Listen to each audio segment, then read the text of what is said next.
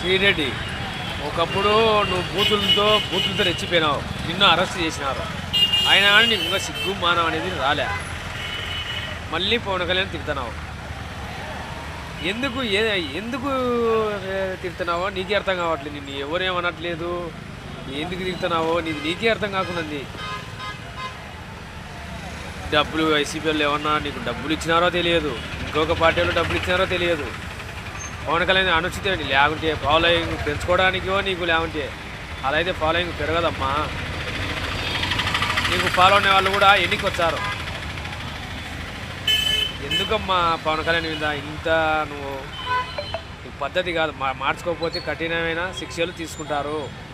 ఒక లేడీస్ అనేది మన దేశంలో విలువ ఉంది కాబట్టి నిన్ను వదిలిపెడుతున్నారు. లేదంటేనా ఇవాళ కల్లా చూసినావా ఎంతమందికి జరుగుతుందో. జాగ్రత్త అమ్మా శ్రీరెడ్డి గారు, చాలా జాగ్రత్తగా ఉండండి. పవన్ కళ్యాణ్ గురించి మాట్లాడక అనుచితమైన వ్యాఖ్యలు చేస్తున్నాను.